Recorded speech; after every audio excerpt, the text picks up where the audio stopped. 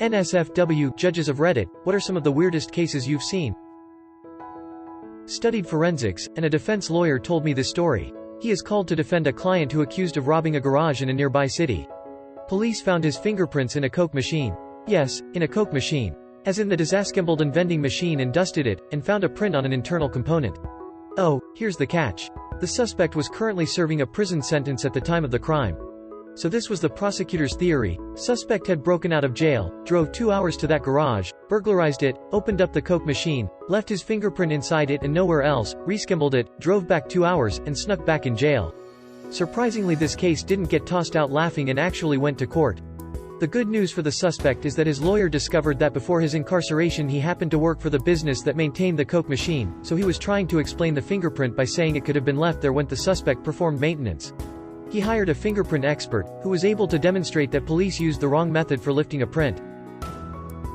Not a judge, but a reporter who covers courts. The weirdest case I covered was a man getting caught giving a handjob to a pit bull.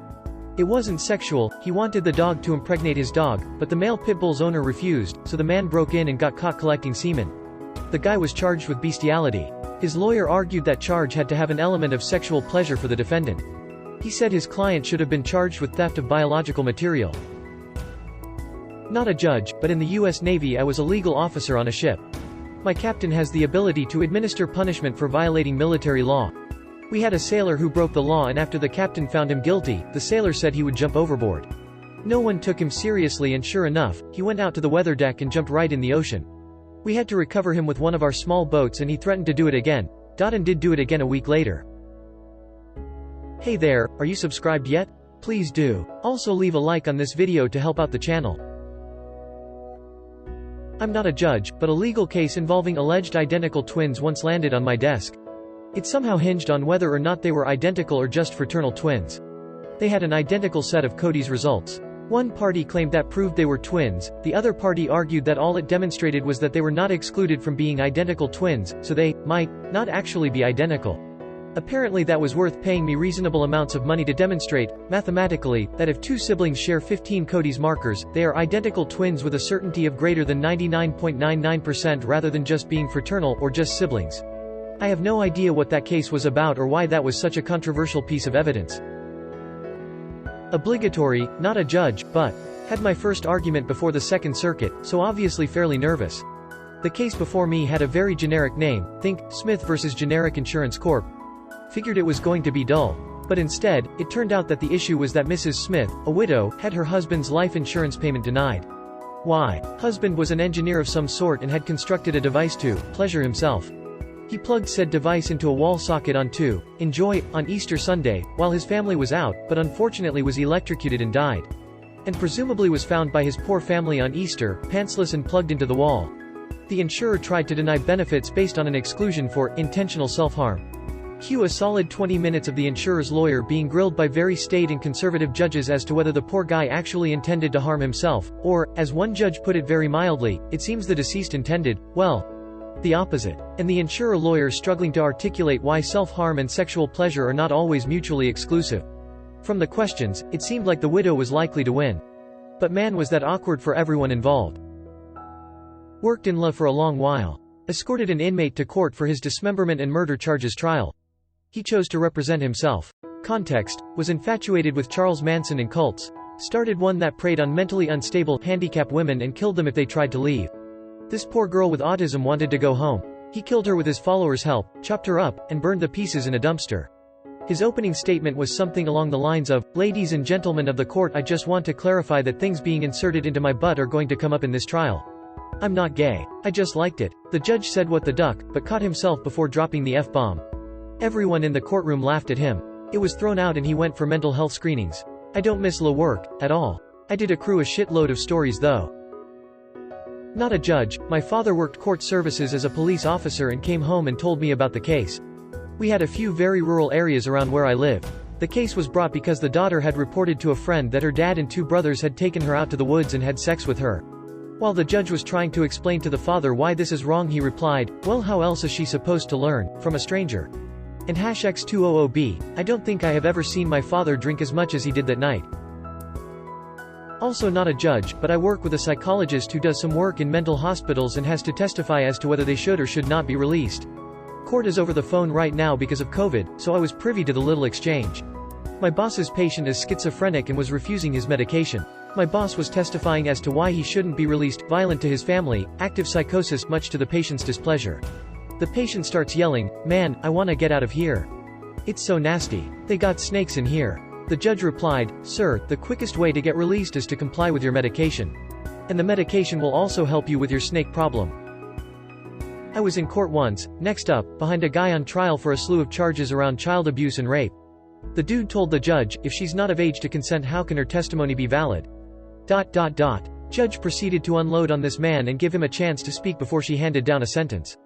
Dude said word for word, "How are you going to treat her like an adult and me a criminal when I'm the one facing charges?" She proceeded to duck him up and he got like 20 life and I was next. Shit myself before I even stood up. I'm glad you are enjoying this video. Before we continue, don't forget to like, subscribe and leave a comment. Obviously not a judge, but I sat in on court proceedings once. An off-duty police officer was arrested for driving drunk in the city she worked in. The arguments made by her defense were incredible. First one was that no RN had taken the officer's blood, which a hospital representative clarified this is normal. Reiterated that for something this simple they can have residents trainees do this as part of their learning. Second one was that the BAC content was higher because the alcohol was fermenting in the bag. That the exposure to air increased this process, thus raising the tested level. Which was promptly shut down by an expert testifying that is not how it works. That alcohol doesn't continue to ferment and produce higher numbers from a blood sample over time. Finally, his last-ditch effort. He tried saying the blood was tampered with and or not tested correctly. There was a chain of custody provided and everything else that was needed to debunk this. The officer looked very defeated by the end of our sit-in. The judge basically had to tell the defense to put something better together. Finally, even the judge got tired of this see what sticks approach and shut it down. Flat out put the defense in his place for creating this flustercuck. Not a judge, but my mom had to go to court once because our dog caught and ate a rabbit. We were charged with endangering wildlife. When the case was called, judge laughed and threw the charges out. I once attended oral arguments for U.S. Court of Appeals for the Second Circuit. It's pretty much the big time. I watched a lawyer argue that his client received what's known as ineffective assistance of counsel at the trial from which she was appealing. The attorney, however, was not doing a very good job during oral arguments.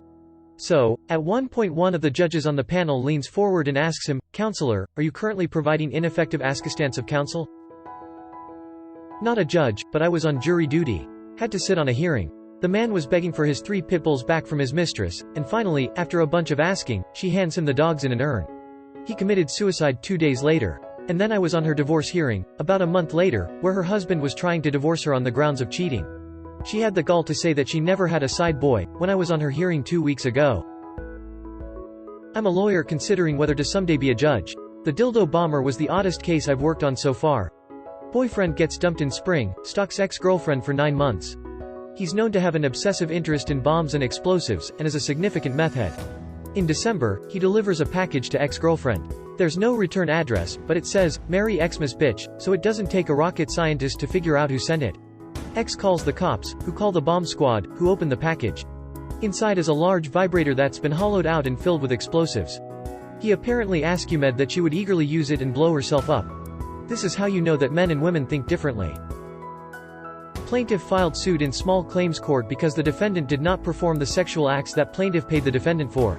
It ended up settling in mediation, which was good for the plaintiff because it would have had to be reported for potential criminal charges if it made to court. Not a judge, but I was going to court as a witness for my neighbor who was seeking a protection order. While we were there, we heard several other cases being heard. In one case, a man was accused of beating his 14-year-old daughter and dragging her out of the car while he hit her on the ground. Mother of the child presents her case and the judge turns to the father and gives him the opportunity to present his case, and asks what happened on that day in the car. Well, you see, the day before. No, I want to hear what happened that day in the car. My daughter has been getting B's in school, so. No, what happened in the car? She has been texting boys, so. No, she hit me first. He never really gave a straight answer, but the judge ruled against him. At the next case, there was a similar dynamic of separated parents arguing over a child, and there wasn't a lot of evidence of a physical danger, so the judge said a protection order wasn't necessary and recommended they deal with it in family court. Guy from the first case was still around filling out paperwork and started cheering, and the bailiff told him to knock it off. Guy 1 says that he's from California and cheering is normal in court, and that this court is just racist. This guy was black, the judge was black, the bailiff was black, and pretty much most people on both sides of each case were black.